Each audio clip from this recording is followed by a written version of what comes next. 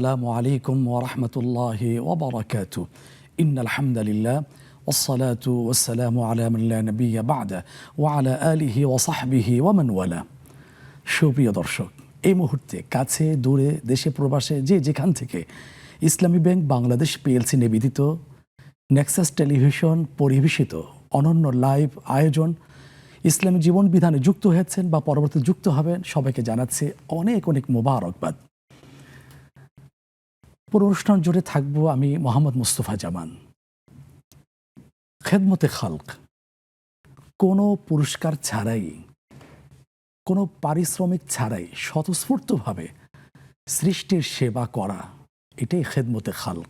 ইসলামে এটা প্রশংসনীয় একটি কাজ, যে কাজগুলো আল্লাহ কর্তৃক সিলেক্টেড বান্দাগণ পয়গাম্বরগণ আলাইহিমুসসালাতু ওয়াসসালাম তারা কাজগুলো করে গিয়েছেন। আল্লাহ তাআলা এ ব্যাপারে উৎসাহিত করেছেন, বলেছেন সূরা বাকারা ২ পারা, ওয়ালা তানসাউল ফাদলা বাইনাকুম, একে অপরের উপকার করতে ভুলে যেও না। তাহলে কেন আমরা ভুলে যাব? তাহলে আজকের এই ছোট্ট কথা থেকে অনুমান করা যেতে পারে আজকের আমাদের টপিক হচ্ছে ইসলামের দৃষ্টিতে জনসেবা।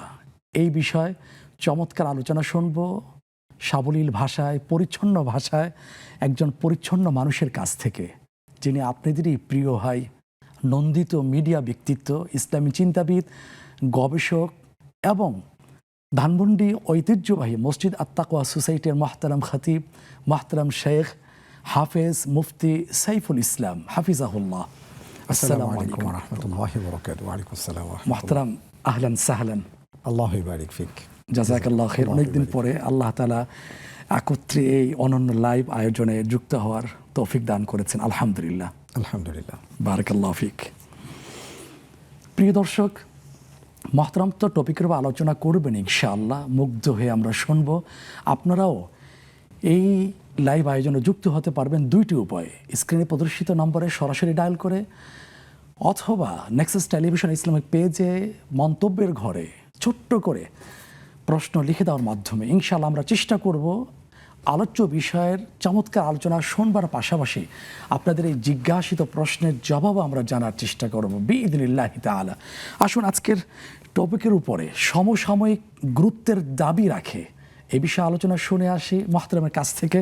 যে মোহতারাম, আপনি অবগত হয়েছেন আজকের আলোচ্য বিষয় হলো ইসলামের দৃষ্টিতে জনসেবা।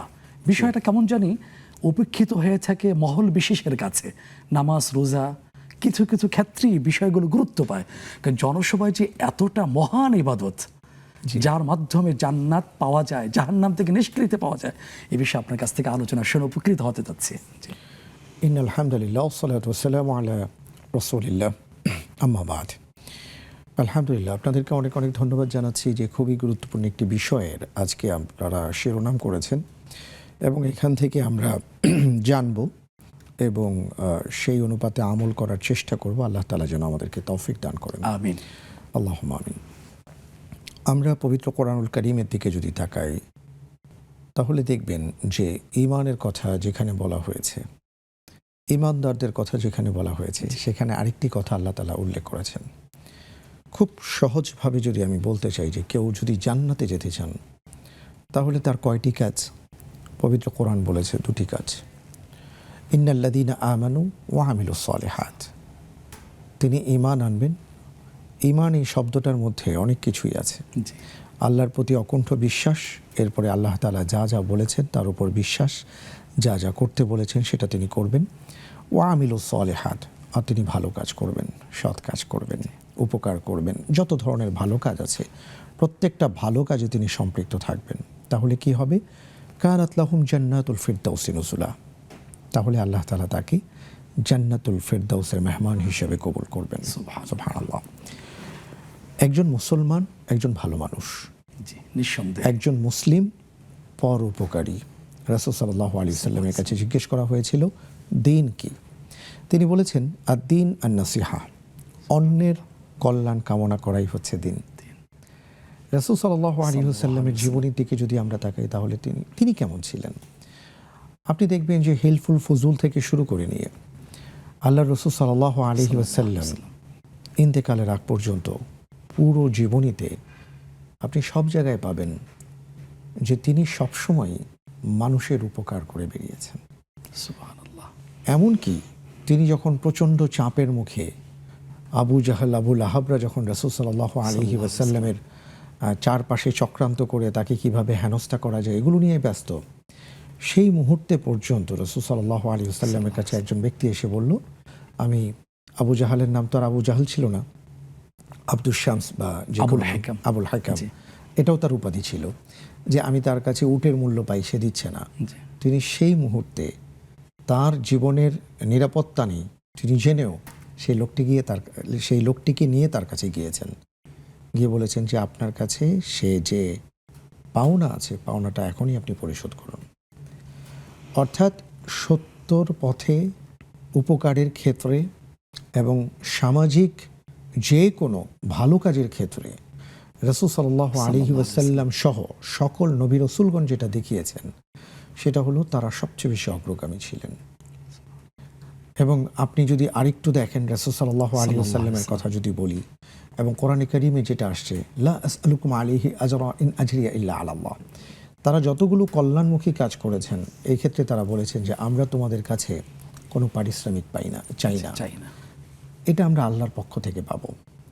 তো আজকে সমাজে আমাদের মধ্য থেকে শুধুমাত্র আমরা নিজেদের চিন্তা নিয়েই ব্যস্ত, অন্যের চিন্তা বা অন্যের কল্যাণ কামনা করা, অন্যের জন্য একটু ভালো ব্যবস্থা করা, এটা আমরা ভুলেই গিয়েছিলাম।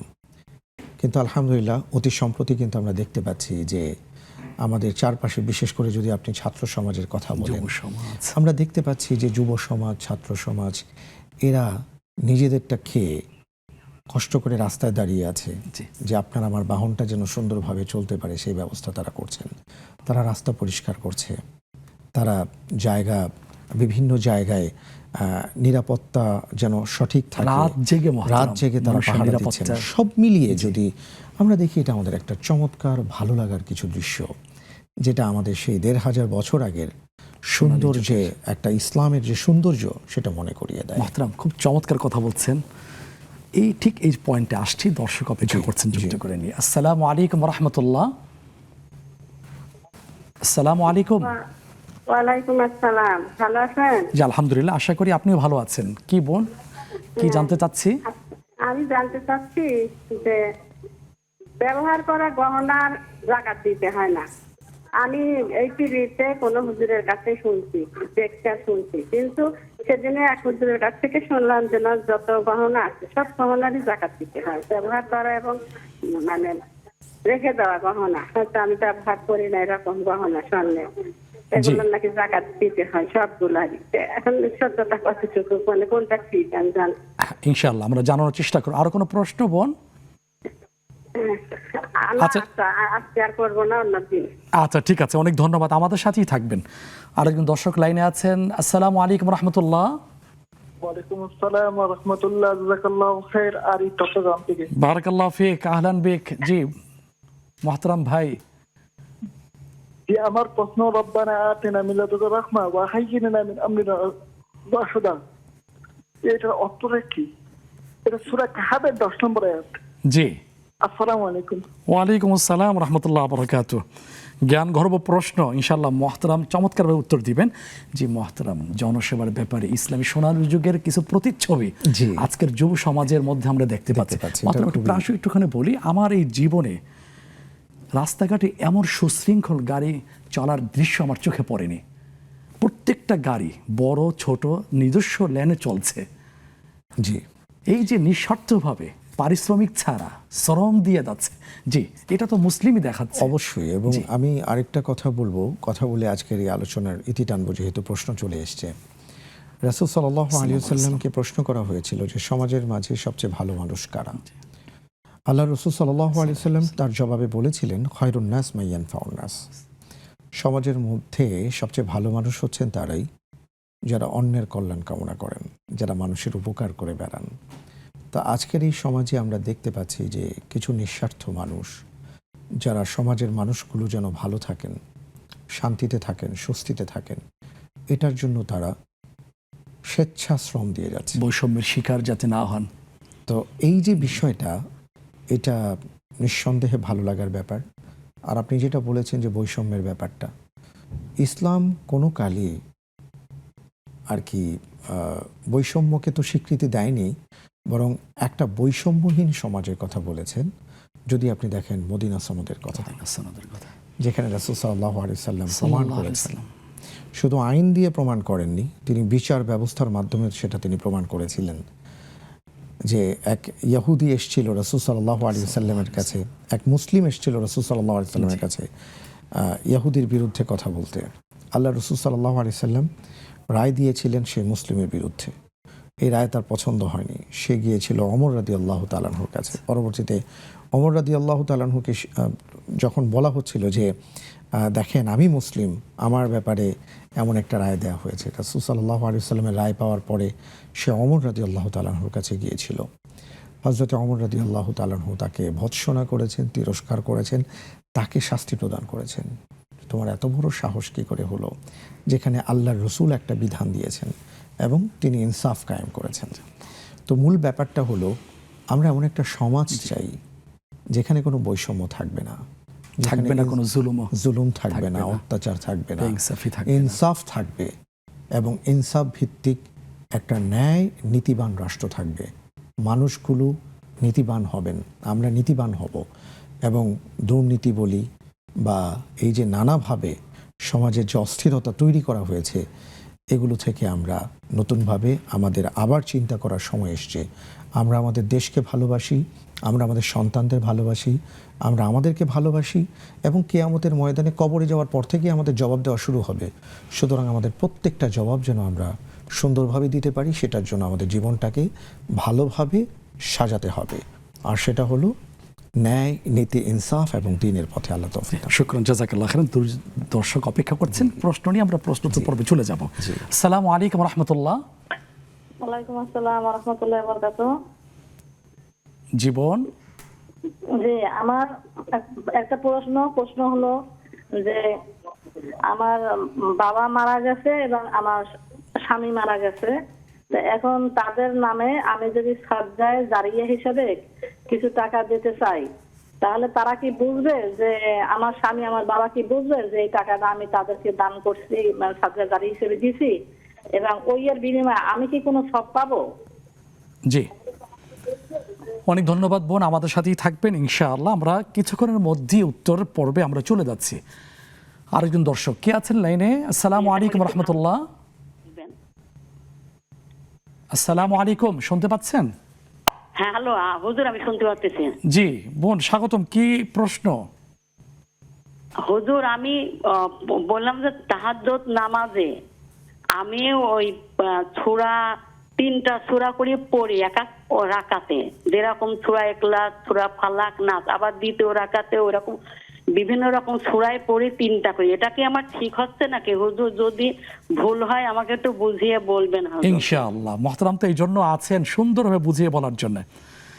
জি বোন, আমাদের সাথেই থাকুন, আমরা এক্ষুনি যাচ্ছি প্রশ্নোত্তর পর্বে। যে মুহতারাম, আমরা ছোট্ট পরিসরে খুব সুন্দর করে বলেছেন ইসলামের দৃষ্টিতে জনসেবার গুরুত্ব।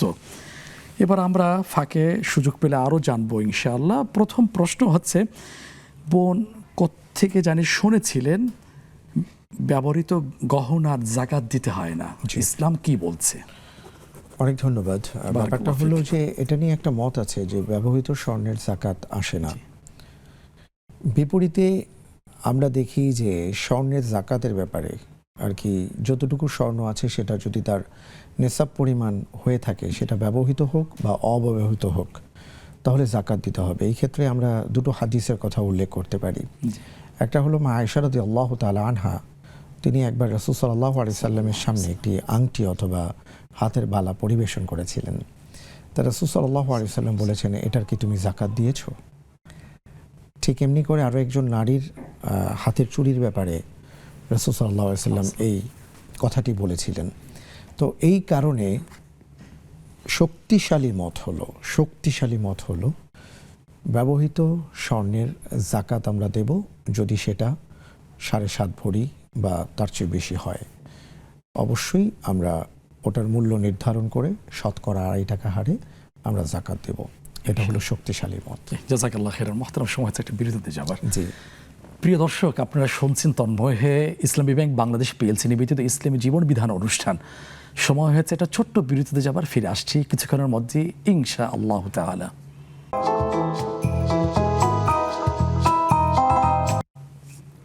প্রিয় দর্শক, বিরতির পরে আমন্ত্রণ জানাচ্ছি নেক্সাস টেলিভিশনের জনপ্রিয় লাইভ আয়োজন ইসলামী জীবন বিধান অনুষ্ঠানে। আপনাদের প্রশ্নের জবাব দিচ্ছেন মোহতারাম শেখ হাফেজ মুফতি সাইফুল ইসলাম হাফিজাহুল্লাহ। আমরা বিরতির আগে ফোন কলের কিছু জীবন ঘনিষ্ঠ প্রশ্ন পেয়েছি, সেগুলো উত্তর জানার চেষ্টা করছি। যে মোহতারাম একজন নিয়মিত সম্মানিত দর্শক একটা আয়াতের অর্থ জানতে চেয়েছেন, সূরা কাহফের বিখ্যাত সে আয়াত, রব্বানা আতিনা মিন লাদুনকা রাহমা ওয়া হাইয়্ লানা মিন আমরিনা রাশাদা। অনেক ধন্যবাদ, এবং যিনি প্রশ্ন করেছেন প্রশ্নকর্তাকে অনেক ধন্যবাদ। আমরা জানি যে সেখানে সূরা কাহফের মধ্যে কিছু যুবকের ঘটনা উল্লেখ করা হয়েছে যারা সত্যের পথে ছিলেন, তাওহীদের পথে ছিলেন, এবং এটার জন্য তাদের জীবনটা বিপন্ন হয়ে গিয়েছিল এবং তারা আশ্রয় লাভ করতে চেয়েছিলেন, এবং একটা পর্যায়ে তারা গুহায় আশ্রয় লাভ করেন। এবং সেখানে বলা হয়েছে ঈদ আওয়াল ফিতিয়াতু ইলাল কাহফি, যখন তারা গুহায় আশ্রয় নিলেন তো সেই সময় তারা দোয়া করে বলেছিলেন, রব্বানা আতিনা মিন লাদুনকা রাহমা, হে আমাদের রব, হে আমাদের মালিক, আপনার পক্ষ থেকে আমাদেরকে রহমত নাজিল করুন, ওয়া হাইয়্ লানা মিন আমরিনা রশাদা, এবং এই যে আমরা যে সামনে চলবো, কিভাবে চলবো, এই ক্ষেত্রে আপনি আমাদেরকে পথ নির্দেশনা দান করুন, যাতে করে আমরা পথ পেতে পারি। অর্থাৎ মূল ব্যাপারটা হলো যে তারা সেই বিপন্ন অবস্থাতে আল্লাহ তাআলার কাছে সাহায্য চেয়েছিলেন, আল্লাহ তাআলা তাদেরকে সাহায্য করেছেন। এবং এই গুহার কাহিনী, সেই যুবকদের কাহিনী যদি আমরা খেয়াল করি যে বর্তমান প্রেক্ষাপটে আজকে সেই সময় আমাদের চলছে, আজকের প্রত্যেকটা যুবকের আল্লাহ তাআলার কাছে এই দোয়া করা উচিত, প্রত্যেকটি মানুষের এই দোয়া করা উচিত। আল্লাহ রাব্বুল আলামিন কোরআনে কারীমের মধ্যে বলেছেন, ওয়া মাকারু ওয়া মাকারাল্লাহ আল্লাহু খায়রুল মাকিরিন। নানা সময়ে আমরা অনেক প্রতিবন্ধকতার সম্মুখীন হই, আমাদের রাস্তাকে অনেকে বন্ধ করে দিতে চায়, অনেকে চক্রান্ত করে, অনেক কিছুই করে, কিন্তু আমরা যখন আমাদের সব কিছু নিয়ে এক মহান আল্লাহর কাছে নিজেকে সোপর্দ করে দিই যে হে আল্লাহ, আপনি আমাদেরকে পথ দেখান, আল্লাহ তাআলা ঠিক সেই যেইভাবে যুবকদেরকে পথ দেখিয়েছেন, সাহায্য করেছেন, ঠিক এইভাবেই আল্লাহ তাআলা এখনও তার বান্দাদেরকে সাহায্য করবেন। তাই আমাদের বেশি বেশি করে ইস্তিগফার করা উচিত এবং রব্বুল আলামিনের কাছে নিজেদেরকে সোপর্দ করা উচিত। জাযাকাল্লাহ খের। কত আগের কাহিনী, এই আয়াতকে বর্তমানে চমৎকারভাবে সেট করা। বারাকাল্লাহু ফি ইলমিকা, আল্লাহ আপনার ইলমে বারাকা দান করুক। এরপর এক সম্মানিত বোনের জিজ্ঞাসা হচ্ছে আপনার কাছে, বাবাও ইন্তেকাল করেছেন, স্বামীও আজকের ন্যায়, মৃত বাবা স্বামীর জন্য যদি সাদকা জারিয়া করে থাকেন, সেটা কি ওনারা জানতে পারবেন? পাশাপাশি উনিও কি এই সাদাকা থেকে উপকৃত হতে পারবেন? অনেক ধন্যবাদ। জি, বারাকাল্লাহু ফিক। আমরা একজন মৃত মানুষ, উত্তরটা ভালোভাবে শুনি, তার আগে দুজন দর্শক আমরা যুক্ত করে নিয়ে নিই। আসসালামু আলাইকুম রাহমাতুল্লাহ।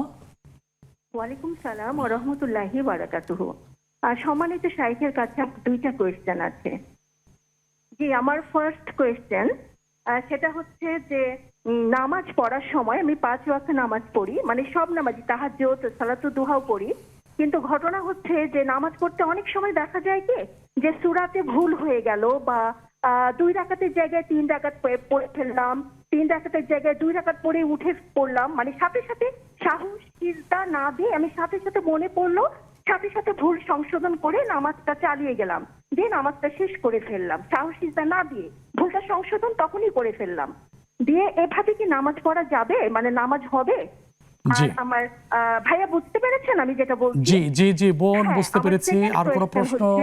একজন বিধবা মহিলা, তার বয়স প্রায় 70+, তো এখন সে তো অন্য কোনো কাজ করতে পারবে না, তার রেখে যাওয়া স্বামীর কিছু অর্থ আছে, খুবই অল্প পরিমাণ অর্থ, তো এখন ওই অর্থ দিয়ে যদি তাকে তো চলতে হবে, জীবনযাপন করতে হবে, ওই অর্থ কাউকে দিবে বিশ্বাস করে, দিয়ে যে একটা কিছু করবে সেই উপায়টুকু নাই, কাউকে বিশ্বাস করা যাবে না, তো ইসলামী ব্যাংকে রাখলে মুনাফা যতটুকু তার চলবে না, তো সেই ক্ষেত্রে যেহেতু সে একদমই অসহায়, সেক্ষেত্রে কি কোনো সুদী ব্যাংকে রেখে কি সে খরচ করতে পারবে? না হলে তার জীবন ধারণই চলবে না।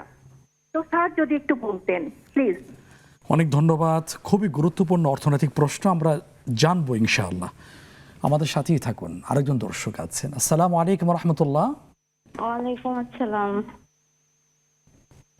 বোন, আপনার প্রশ্ন জানতে চাচ্ছি।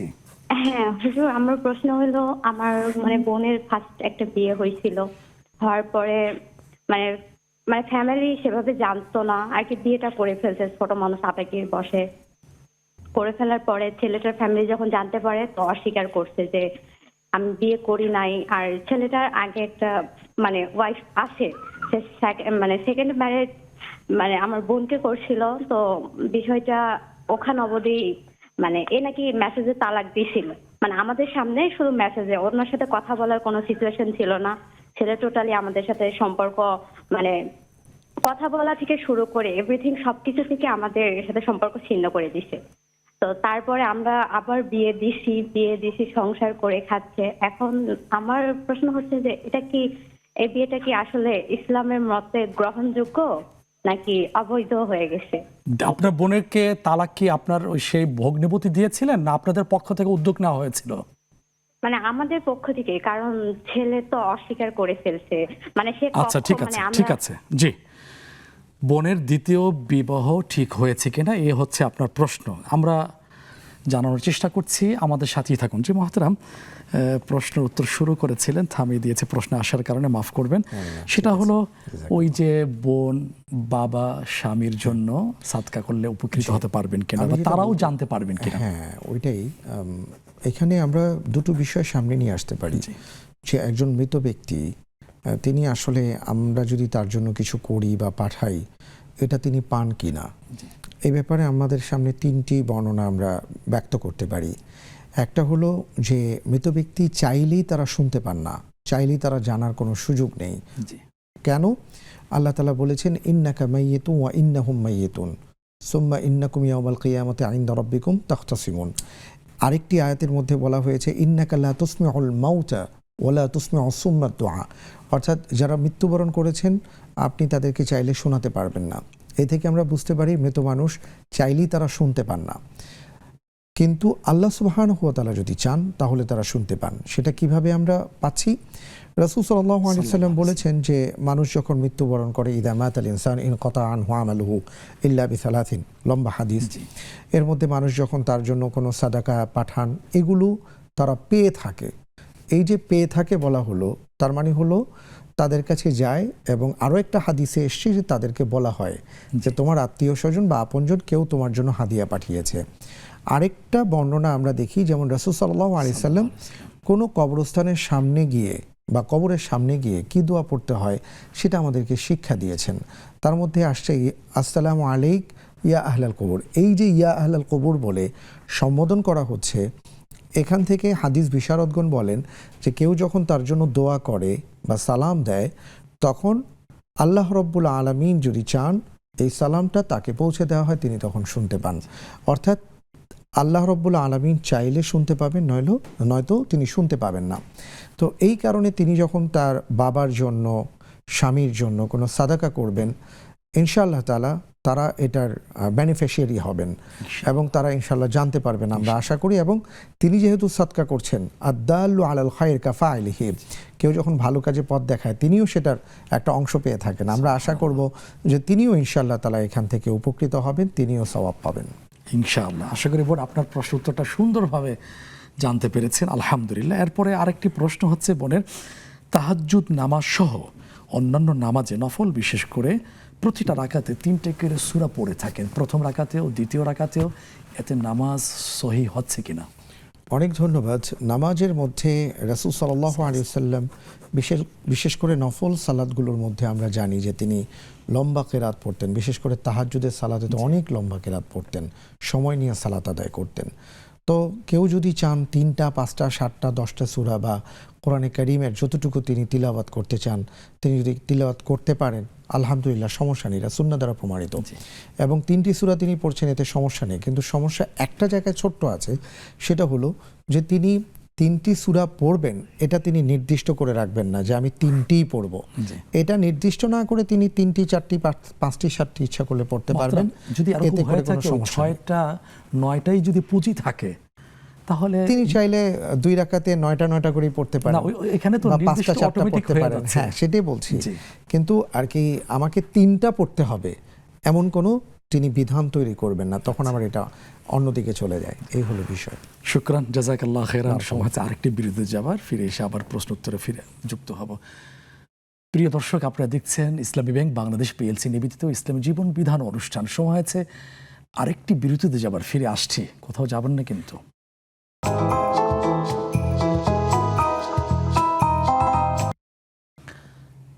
সম্মানিত দর্শক, বিরতির পরে আবারও আমন্ত্রণ জানাচ্ছি ইসলামী ব্যাংক বাংলাদেশ পিএলসি নিবেদিত ইসলাম জীবন বিধান অনুষ্ঠানে।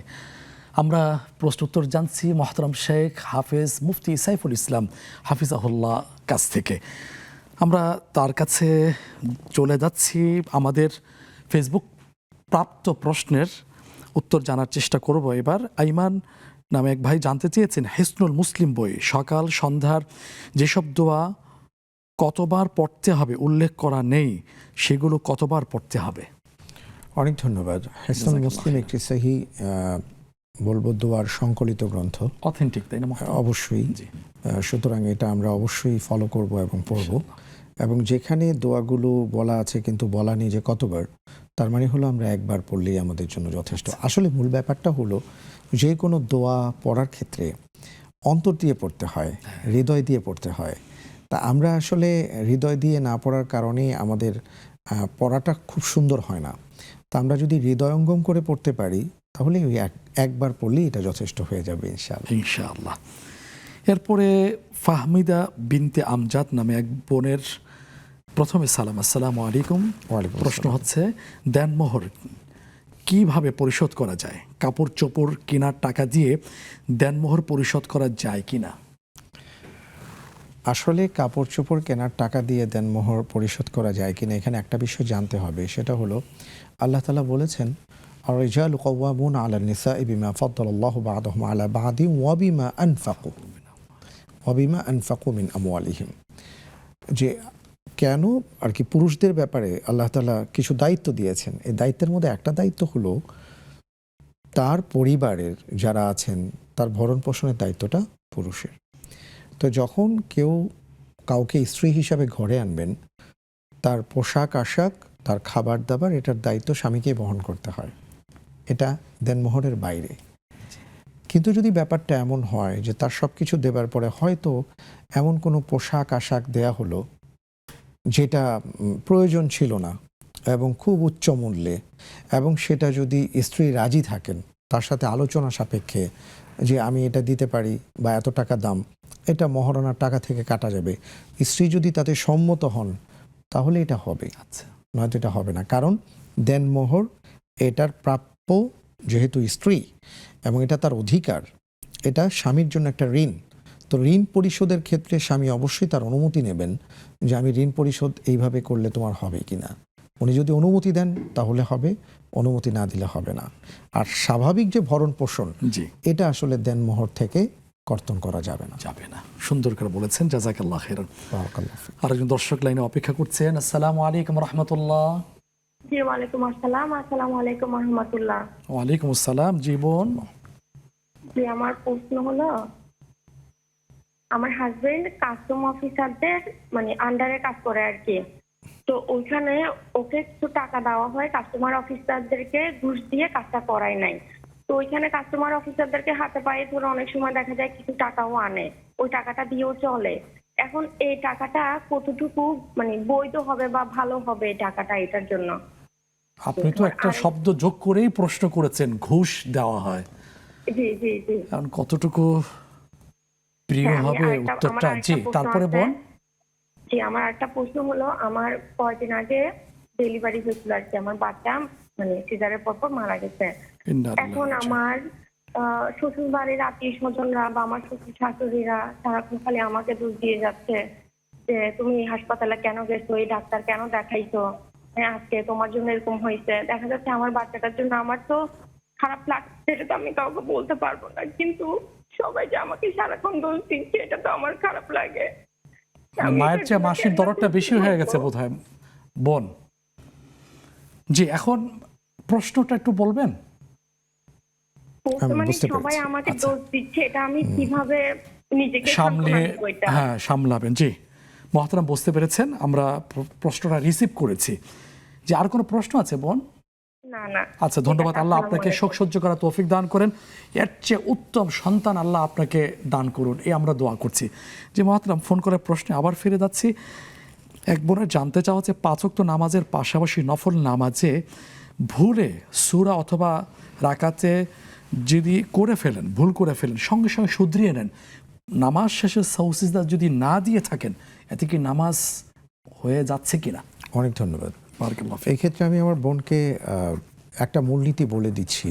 এই মূলনীতিটা যদি আমরা ফলো করি, তাহলে আমাকে দেখতে হবে যে এই মূলনীতির আওতায় কি হয়েছে। নামাজের মধ্যে আমরা ধরে নিতে পারি 3টি বিষয় আছে। একটি হলো ফরজ, একটি হলো ওয়াজিব, আর একটা হলো সুন্নত, নফল, মুস্তাহাব। যদি ফরজে কেউ কোনো ভুল করেন, সেই ভুলটা ইচ্ছাকৃতভাবে হোক অনিচ্ছাকৃতভাবে হোক, হয়ে গেলে ওই ভুলটার জন্য তার নামাজটা ফাসেদ হয়ে যাবে। হ্যাঁ, যদি সাথে সাথে শুধরানো যায়, অর্থাৎ কেউ হয়তো শেষ রাকাতে তার বৈঠক করার কথা, তিনি দাঁড়িয়ে গিয়েছিলেন, তিনি যদি সাথে সাথে বসে যান, তাহলে ভুলটা তিনি শুধরে নিলেন। কিন্তু এইখানে যে বিষয়টা তাকে দেখতে হবে যে ওয়াজিবের মধ্যে কিছু হয়েছে কিনা। যদি ওয়াজিবের মধ্যে কেউ ইচ্ছাকৃতভাবে ভুল করেন, নামাজ নষ্ট হয়ে যাবে। কিন্তু যদি অনিচ্ছাকৃতভাবে ভুল হয়, তাহলে সহজেদার মাধ্যমে সেটা শুধরে নেওয়া সম্ভব। তৃতীয় বিষয়টা হলো সুন্নত, মুস্তাহাব বা জায়েজ যে সকল আমল আছে, ওই সকল ক্ষেত্রে যদি ইচ্ছাকৃতভাবে কেউ ছেড়ে দেন বা না করেন, সেটার জন্য নামাজ ফাসেদ হবে না, সহজেদা দিতে হবে না। এখন তিনি যেটা বলেছেন, যদি ব্যাপারটা এমন হয়ে থাকে, দেখতে হবে যে ওনার আসলে কি ছুটে গেছে। এটা হলো একটা। তিনি কয়েকটি কথা বলেছেন, এর মধ্যে যেমন রাকাতের সংখ্যার কথা বলেছেন, হয়ে যাওয়া, যে যদি ব্যাপারটা এমন হয়ে যায় যে তিনি দাঁড়াতে যাচ্ছেন, এমত অবস্থায় তার মনে পড়ে গেছে যে এখন দাঁড়ানোর সময় না, এটা লাস্ট বৈঠক, তো তিনি দাঁড়ানোর আগেই যদি বসে যান, তাহলে তিনি সালাম ফেরাবেন, এখানে সজদা দিতে হবে না। কিন্তু যদি তিনি দাঁড়িয়ে যান, তখন এটা তাকে চিন্তা করতে হবে যে তিনি যেহেতু দাঁড়িয়ে গিয়েছেন, অর্থাৎ ফরজটাকে তিনি ছুটে গিয়ে আবার দাঁড়িয়ে, অর্থাৎ আরেকটা ফরজের দিকে উনি চলে গিয়েছেন। তো ওখান থেকে যেহেতু ফিরে আসছেন, এই ক্ষেত্রে দুটো মত আছে। কেউ বলেছেন যে ওনাকে সজদা দিতে হবে, কেউ বলেছেন যে ওনাকে সজদা দিতে হবে না, কারণ তিনি মূল ফরজের দিকে ধাবিত হয়েছেন। আর কেউ বলেছেন যেহেতু ফরজটাকে ক্রস করে চলে গেছেন, আবার এসছেন, এইখানে বিলম্বের কারণে ওনাকে সজদা দিতে হবে। তো উনি যে কোনো একটা আমল করতে পারেন। তো আমি স্পেসিফিক যেটা বলবো, আমি মূলনীতি যেটা বলবো, সেটা হলো যে আপনি এটা একটু ভালো করে দেখে নেবেন যে নামাজে ফরজ কি, ওয়াজিব কি। এই দুই ক্ষেত্রটা যদি ভালোভাবে আমরা আত্মস্থ করে নেই, তাহলে নামাজের মধ্যে ভুল হয়ে গেলে আমি বুঝতে পারবো যে কোন ধরনের ভুল আমি করেছি। ব্রেনের জাগ্রত থাকলে সাথে সাথে আমি সিদ্ধান্ত নিতে পারবো। জাযাকাল্লাহ খাইরান মুহতারাম। বোন জটিল বিষয়টা খুব সাবলীল ভাষায়, সহজ ভাষায় মুহতারাম বলে দিলেন। আশা করি সুন্দরভাবে, সহজভাবে বুঝে আসছে। এরপরে এক বোনের আরেকজন সম্পর্কে প্রশ্ন হচ্ছে, বিধবা, বয়স তো 70+ কথা বলছেন, স্বামী ইন্তিকাল করেছেন, সামান্য অর্থ রেখে গেছেন, যে অর্থ যদি ইসলামী ব্যাংকে রাখেন, সেখান থেকে যতটুকু মুনাফা হবে সেটা দিয়ে সংসার মৌলিক প্রয়োজন পূরণ হবে না, সেই ক্ষেত্রে শুধু ব্যাংকে রাখা যাবে কিনা?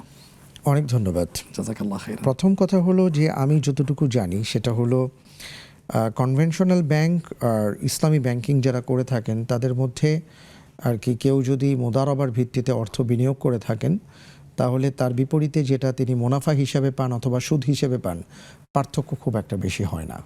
এটা হলো প্রথম কথা। দ্বিতীয় বিষয়টা হলো, হ্যাঁ, কেউ যদি সঞ্চয়পত্রে টাকা রাখেন, এটা পরিমাণটা বেশি হয়ে থাকে। অধিকাংশের ক্ষেত্রে আমরা দেখেছি যারা সঞ্চয়পত্রে টাকা জমা রেখে থাকেন। এবার তৃতীয় বিষয়টা আসি, যেটা সবচেয়ে বেশি গুরুত্বপূর্ণ, সেটা হলো বারাকা। এটা দেখা যায় না, এটা অনুভব করা যায়। আর কাগজ কলমের হিসাবটা দেখা যায়, অনুভবও করা যায়, কিন্তু এটার মধ্যে আয় থাকে না, উন্নতি থাকে না। আমি যদি আল্লাহ তাআলার বিধান মোতাবেক আমার অর্থনৈতিক জীবনটাকে পরিচালনা করতে পারি, তাহলে আমি সেখানে বারাকা পাবো। যেমন ধরুন, আমার হয়তো ইনকাম আছে 15,000 টাকা, কিন্তু আমার শরীর খুব ভালো, স্বাস্থ্য ভালো, আল্লাহ তাআলা সব কিছু আমার ভালো রেখেছেন। আমি 15,000 টাকার মধ্যে চলছি ফিরছি, এবং হয়তো মাসে 2,000 টাকা আমার থেকেও যাচ্ছে। আরেকজনের ইনকাম হচ্ছে 30,000 টাকা, কিন্তু ওই 30,000 টাকার মধ্যে দেখা গেল যে তার ওষুধের বাবদ এই খরচ ওই খরচ, হঠাৎ করে এটা সমস্যা হয়েছে, ওটা গিয়েছে, ওনার 30,000 টাকা খরচ হওয়ার পর ওনার আরও 5,000 টাকা ঋণ নিয়ে সংসার চালাতে হচ্ছে। তো ওনার 30,000 টাকার সাথে আরও 5,000 টাকা অ্যাড হচ্ছে, আরেকজনের 15,000 টাকার থেকে আরও 2,000 টাকা বেঁচে যাচ্ছে। তো আসলে কার মধ্যে বারাকা হলো? জি, তো 15,000। এটাই হলো আসল কথা। আল্লাহ সুবহানাহু ওয়া তাআলা যেহেতু বলেছেন ইয়ামহাকুল্লাহু রিবা, আল্লাহ তাআলা সুদকে মুছে দিয়েছেন, এবং সুদ এমন জিনিস এটা যেখানে প্রবেশ করে ভ্যানিশ করে দেয়। ওয়ায়ুরবিস সাদাকাত, আর সাদাকা ভিত্তিক অর্থনীতি আল্লাহ তাআলা প্রবৃদ্ধি দান করেছেন। সুবহানাল্লাহ। এটার উপর আমাদের থাকতে হবে। আল্লাহ তাআলা বলেছেন ইয়া আইয়ুহাল্লাযীনা আমানুত্তাকুল্লাহা ওয়া যারু মা বাকিয়া মিনার রিবা, ছেড়ে দাও যা সুদ হয়েছে, এটার দিকে তাকিও না। ফাইল্লাম তাফআলু ফাআযানু বিহারবিন মিনাল্লাহি ওয়া রাসূলিহি, কত ভয়ঙ্কর কথা। যদি সেটা না ছাড়ো তাহলে জেনে রাখো তুমি আল্লাহ এবং তার রাসূলের বিরুদ্ধে যুদ্ধ ঘোষণা করেছো। এর চেয়ে ভয়াবহ কথা কি হতে পারে? পরিশেষে যেটা বলতে চাই সেটা হলো, আমরা মনে করি যে আমার এটা না হলে জীবন চলে না। আমরা যদি 1,500 বছর আগে চলে যাই, আমরা সেই নবীর উম্মত যিনি ঘুমানোর আগে যেই চাটাইতে ঘুমিয়েছেন সেখানে তার পিঠের মধ্যে দাগ পড়ে গিয়েছিল। আমরা কিন্তু সেটা এখন চিন্তাও করতে পারি না। তো আমাদের জীবনের ক্ষেত্রে কিছুটা আয়েশ, কিছুটা আরাম চলে আসার কারণে অনেক ক্ষেত্রে আমরা ভাবি এটা কি করে সম্ভব। এবং কখনো কখনো কিন্তু এমনও হয় যেগুলো আমাদের জীবনের সাথে জড়িয়ে না, যেটা আমরা বলতে পারি আয়েশি জীবনের জন্য প্রয়োজন, সেটাকেও আমরা আমাদের জীবনের এমন একটা অংশ হিসেবে গ্রহণ করেছি এটা যারা চিন্তা করতে পারি না, এবং ওটার জন্য অনেক সময় আমরা হারামের দিকে ধাবিত হই। এজন্য আমাদের উচিত আল্লাহ এবং তার রাসূলের কথা বিশ্বাস করে যদি আমরা বারাকা পেতে চাই তাহলে সুদ থেকে বেঁচে আসি, ইনশাআল্লাহ এর মধ্যে তিনি বারাকা পাবেন। মোহতারাম, অনেক দামি কথা বলেছেন। অসুস্থ হৃদয়কে সুস্থ করার যে চমৎকার নাসিহা পেশ করলেন উত্তরের মধ্য দিয়ে, জাযাকাল্লাহু খাইরান। বারাকাল্লাহু ফিক। আমিন। প্রিয় দর্শক, আরও হাতে জীবন ঘনিষ্ঠ গুরুত্বপূর্ণ প্রশ্ন আছে, এই উত্তরটা একটু খেয়াল রাখবো ইনশাআল্লাহ, অন্যর কাছে এটাও পৌঁছে দেব। আমরা জানবো এখন না আরেকটি ছোট্ট বিরতি থেকে ফিরে আসার পরে। আপনারা দেখছেন ইসলামী ব্যাংক বাংলাদেশ পিএলসি নিবেদিত ইসলামী জীবন বিধান অনুষ্ঠান। সময় হয়েছে আরেকটি বিরতি যাবার, ফিরে আসছি কিছুক্ষণের মধ্যে ইনশাআল্লাহ।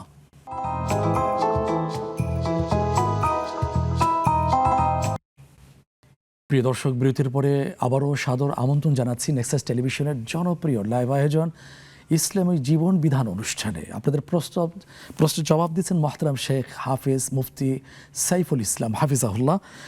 এবার আরেকটি ফেসবুকের প্রশ্নে আমরা চলে যাচ্ছি। মোহতারাম আফিয়া দিল সিদ্দিকা নামে এক সম্মানিত বোন জানতে চেয়েছেন, ভাইয়া খাবার খেতে বসে যে খাবারটা উনি খাবেন, যতবারই খাবেন ততবার শুরুতে বিসমিল্লাহ বলা লাগবে কিনা? আর কি যতবার খাবেন বলতে কি প্রতি লোকমার শুরুতে বলতে চাচ্ছেন? শব্দগুলো, ভাষাগুলো। আচ্ছা, আমি যেটা বলতে চাই সেটা হলো যে আপনি যখন খাবার শুরুতেই একবার বিসমিল্লাহ বলবেন, এটাই আপনার জন্য যথেষ্ট। কিন্তু প্রতিবার খাবার আর কি লোকমা নেবার আগে বা খাবার গ্রহণ করার আগে আপনাকে বিসমিল্লাহ বলতে হবে। অথবা যদি এমন হয় বিভিন্ন আইটেম আছে, একাধিক আইটেমের খাবার শুরুতে একবারে বিসমিল্লাহ বললে ইনশাআল্লাহ এক বৈঠকে একবারই। জি, জাযাকাল্লাহু খাইরান। এবার ফোন কলের প্রশ্নে চলে যাচ্ছি। বিয়ে সংক্রান্ত, তালাক এর সাথে যুক্ত, সেটা হচ্ছে বোনের বিয়ে হয়েছিল যেই স্বামীর সাথে, যে পুরুষের সাথে, ওনার আগের দ্বিতীয় বিয়ে, এটা গোপন ছিল। জানাজানি হওয়ার পরে উনি অস্বীকার করেছেন। পরবর্তীতে এই বিয়ের সাথে বোনের সাথে সম্পর্ক সম্পূর্ণ যোগাযোগটা বিচ্ছিন্ন রেখেছেন। এখন আমি যতটুকু শুনেছি যে ব্যাপারটা এমন ছিল, প্রেম করে বিয়ে, পরবর্তীতে সেই ছেলের বাড়িতে ছেলে এই মেয়ের বিয়ের কথাটা অস্বীকার করেন, এবং পরবর্তীতে এই মেয়ের পক্ষ থেকে আবার SMS করে সেই ছেলেকে তালাক দেওয়া হয়, এবং এই মেয়ের পরবর্তীতে আবার বিয়ে হয়েছে। এখন এই বিয়েটা ঠিক আছে কিনা? মূল বিষয়টা হলো বিয়ে এবং তালাক সংক্রান্ত মাসালাগুলো খুবই স্পর্শকাতর। কারণ এই মাসালাটা এমন, কখনো কখনো এটা অবৈধ জীবনযাপন হয়ে যেতে পারে, আবার সংসারও ভেঙে যেতে পারে। এই জন্য আমাদের পরামর্শ হলো যে টোটাল বিষয়টা লিখিত আকারে কোনো বিজ্ঞ ইসলামিক বিদ্বানের কাছে, আলেমের কাছে ওনারা একটা ফতোয়া নিয়ে নেবেন। এটা হলো আমার প্রথম কথা। দ্বিতীয় বিষয়টা, যতটুকু আমি ওনাদের কাছ থেকে শুনেছি, যে বিশেষ করে স্ত্রীর পক্ষ থেকে যে তালাক SMS করে পাঠানো হয়েছে, তালাকের কিছু নিয়ম আছে। নিয়মগুলো কি সেটাই আমি জানবো, বলতে একটু চাচ্ছি। প্রশ্ন জি। নিয়ে নিই। আচ্ছা আচ্ছা, জি। আসসালামু আলাইকুম রহমতুল্লাহ। ওয়ালাইকুম আসসালাম ওয়া রাহমাতুল্লাহি ওয়া বারাকাতুহু। হুজুর আপনারা ভালো আছেন? জি আলহামদুলিল্লাহ, আশা করি আপনি ভালো আছেন। হ্যাঁ, আমি ভালো আছি আলহামদুলিল্লাহ। তা আমার একটা প্রশ্ন, কিন্তু প্রশ্ন করার আগে আমি একটু কথা বলবো, শুনবেন? হ্যাঁ, আমরা শোনার জন্য অপেক্ষা করছি, বলুন। হ্যাঁ, মানে এই অনুষ্ঠানটা রাতের 11টা বাজ দিত না, আমি প্রতিদিন দেখতাম। আমার দেখতে এত ভালো লাগে, এত ইয়ে হয়। তা এখন আমি 11টা বাজতে দেন না, দেখতে পাই না, কেন আমি চাকরি করি তো, জি, সেজন্য আমি দেখতে পারি না, বুঝছেন? আমি এটাকে খুব মিস করি। প্রতিদিন আমি খুঁজি এই অনুষ্ঠানটা কোথায় যায়, কিন্তু আজকে দেখলাম, আজকে আমি বাসায় ছিল তো, আজকে বোন, দেখতেছি এই আচ্ছা, অনুষ্ঠানটা ভালো 7টা বাজে। লাগার বিষয়টা আমাদের সাথে শেয়ার করছেন, প্রশ্ন একটু বলবেন দ্রুত, আমরা আচ্ছা, শেষের দিকে চলে হ্যাঁ, আসছি তো। হ্যাঁ, ঠিক আছে। প্রশ্ন হচ্ছে, এই যে ঈদের মিলাদুন্নবী ব্যস্ত না সামনে, জি, ঈদের মিলাদুন্নবীর কোনো রোজা আছে কিনা, থাকলেও কয়টা রোজা আছে? শুধু একটাই প্রশ্ন, আমাকে দিতেই হবে উত্তর দিয়ে, আমি নাহলে পারবো না শুনতে। আচ্ছা ঠিক আছে, অনেক ধন্যবাদ। আমি চাকরি করে তো আমার সাথে দেখতে আচ্ছা পারি না, ঠিক সেজন্য। আছে, ঠিক আছে বোন, আপনার সুবিধার্থে আমরা একটু জানাচ্ছি, এটা ফেসবুকে ইসলামিক পেজে প্রোগ্রামগুলো থাকে, সেখান থেকে আপনি দেখে নিতে পারবেন। ধন্যবাদ বোন। জি মহতারাম, তালাক দেওয়ার সুনির্দিষ্ট তালাকের ব্যাপারে নীতিমালা যেটা আছে। বলছিলাম সেটা হলো যে স্ত্রীর পক্ষ থেকে যে তালাকের ব্যাপারটা আসে, সেটা হলো স্ত্রী আসলে নিজের থেকে তালাক দেবার অধিকার রাখেন না। মূলত স্বামী তাকে তালাক দেবার অধিকার দিলে স্ত্রী তার উপর তালাক পতিত করেন। আচ্ছা। এটা হলো একটা বিষয়। তো এই ক্ষেত্রে তালাক স্ত্রীর পক্ষ থেকে দুই ধরনের তালাক হতে পারে। একটা হলো তালাকে তফবিজ, যেটা বলা হয় তালাকে তফবিজ, আর আরেক ধরনের তালাক আছে যেটাকে আমরা এই মুহূর্তে আমার নামটা মনে আসছে না। আর আরেকটা হলো যে খোলা, জাযাকাল্লাহ খায়র, বারাকাল্লাহ। হ্যাঁ, খোলা তালাক। আর আরেকটা হলো যে তিনি বিচারকের কাছে যাবেন, অর্থাৎ কাজীর কাছে যাবেন, কাজী যদি দুই পক্ষকে আলাদা করে দেন। কিন্তু ওনার যে SMS-টা এবং SMS-এর বিপরীতে আসলে কি ধরনের তিনি SMS করেছেন, এগুলো কিন্তু আমরা জানি না। এই জন্য আবারও বলবো যে এটা একটু মেহেরবানি করে আপনারা বিজ্ঞ আলেমের কাছ থেকে জেনে এই বিষয়টা শুকরান, ধন্যবাদ মহতারাম। আমরা শেষের দিকে একেবারে চলে আসছি, সংক্ষিপ্ত আকারে দেওয়ার জন্য অনুরোধ করছি। বোন ভারাক্রান্ত হৃদয়ে কান্না স্বরে বলেছেন সন্তান হয়েছিল, আমি বুঝতে পেরেছি। সেই বিষয় প্রথম কথা হলো যে এটার জন্য আপনি মোটেও দায়ী নন, এবং যারা আপনাকে দায়ী ভাবছেন বা কথা বলছেন, এটা তারা নিঃসন্দেহে অন্যায় করছেন। কারণ আমরা কেউই জানি না ভবিষ্যতে কি আছে। যেটা হয়ে গেছে, আপনি আল্লাহ রব্বুল আলমিনের কাছে দোয়া করেন, আল্লাহ তাআলা আপনাকে এর চেয়ে উত্তম কিছু দান করবেন।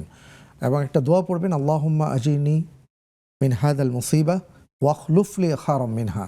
হে আল্লাহ, এই মুসিবত থেকে আপনি আমাকে হেফাজত করেন, এর চেয়ে কল্যাণ কিছু আমাকে দান করেন ইনশাআল্লাহ। ইনশাআল্লাহ তাআলা। কাস্টমস সম্পর্কে একটা প্রশ্ন ছিল। হ্যাঁ, আমি ঘুষ যেটা দেওয়া হয়। বুঝেছি যে উনি কাস্টমসের ব্যাপারে, ওনার স্বামীর ব্যাপারে যেটা বলেছেন, নিঃসন্দেহে সেটা হারাম, এবং সেই হারাম উপার্জন আপনারা আপনাদের ফ্যামিলিতে প্রবেশ করাবেন না।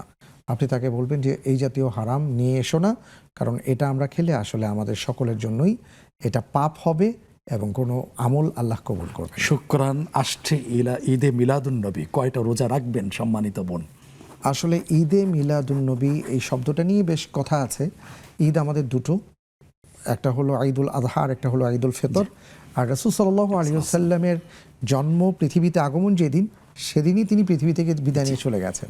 সুতরাং এটাকে নিয়ে আলাদা আল্লাহর রসুলের পরে সাহাবায়ে কেরাম কিছু করেননি। সুতরাং সেই হিসাবে আমাদের আসলে কিছু করার নেই। যেটা আছে সেটা হলো আল্লাহর রসুল সাল্লাল্লাহু আলাইহি ওয়াসাল্লামের জীবন আদর্শ ধারণ করা, সেইভাবে আমাদের জীবন যাপন করার চেষ্টা করা। আল্লাহ তাআলা অনেক অনেক শুকরিয়া, জাযাকাল্লাহু খাইরান, বারাকাল্লাহু ফিক। প্রিয় দর্শক, চমৎকার আলোচনা শুনেছি, এগুলোর উপর আমল করা তৌফিক দান করুন। আজকের টপিক ছিল ইসলামের দৃষ্টিতে জনসেবা। পৃথিবীর শ্রেষ্ঠ মানুষ হওয়া সত্ত্বেও বিশ্বনবী মুহাম্মদুর রাসূলুল্লাহ সাল্লাল্লাহু আলাইহি ওয়াসাল্লাম মানে গোটা জীবন মানুষ সেবা করেছেন। তার শিক্ষা আদর্শ লালন করে সাহাবে কেরাম রাদিয়াল্লাহু তাআলা আলাইহিম আজমাইনও মানুষের সেবা করেছেন। ফলে কি হয়েছে? তাদের শাসন আমলে মানুষ, জনগণ, জনতা তারা উন্নত জীবন লাভ করে শান্তিতে নিশ্চিন্তে জীবনযাপন করেছেন। আমরা কি ভাববো না, ভাববার সবাইকে আসেনি যে আমরা রাসূল ইসলামের আদর্শে আমরা আদর্শবান হয়ে মানুষ সেবা আত্মনিয়োগ করবো? আল্লাহর কাছে সেই বিনীত আরজি পেশ করছি, আল্লাহ তাআলা আমাদের সবাইকে জনসেবার মন মানসিকতা দান করুন, এই প্রত্যাশায় আজ এখানেই সে বিদায় নিচ্ছি। আল্লাহ হাফেজ। আসসালামু আলাইকুম ওয়া রাহমাতুল্লাহি ওয়া বারাকাতুহু।